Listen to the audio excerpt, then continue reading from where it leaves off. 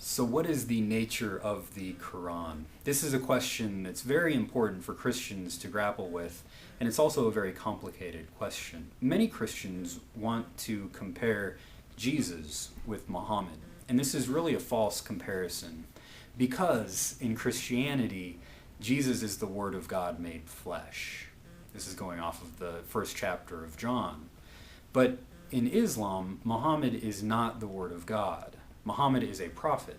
He's the major prophet within Islam, but he's still a prophet.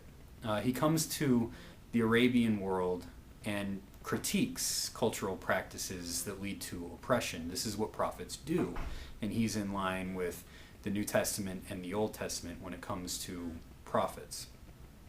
But he is not the Word of God.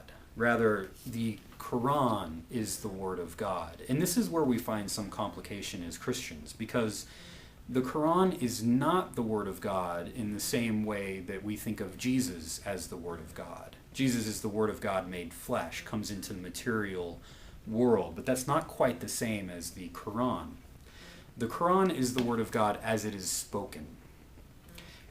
So it's not the Word of God in that I can hold this book in my hands. The book is to be respected, surely, but it's not the Word of God in that I can hold it in my hands, open up its pages. The Word of God is not the pages or the ink within this book, but the Word of God is rather spoken. This is pointed to in the Quran, a user's guide by Farid Esak, on page 18, where he has a section called the Quran as the recited Word of God. So you speak it. And this is important for two primary reasons. First, the Word of God is not something that you can control in your hands and manipulate and try to force conversion. We see this in the Quran in those passages where it says that there is no compulsion in religion.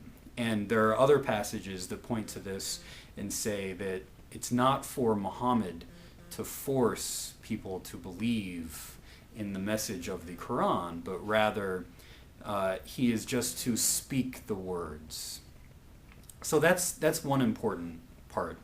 The other important part about this as the spoken word is that this is how Muslims participate in the very nature and activity of God, by speaking the Word of God. This points to God's transcendence and to God's immanence.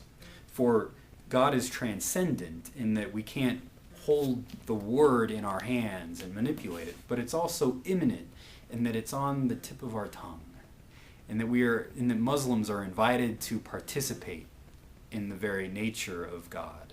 So those are some thoughts on both the immanence and transcendence of the Word of God and the nature of the Quran. So let me know your thoughts. Thanks.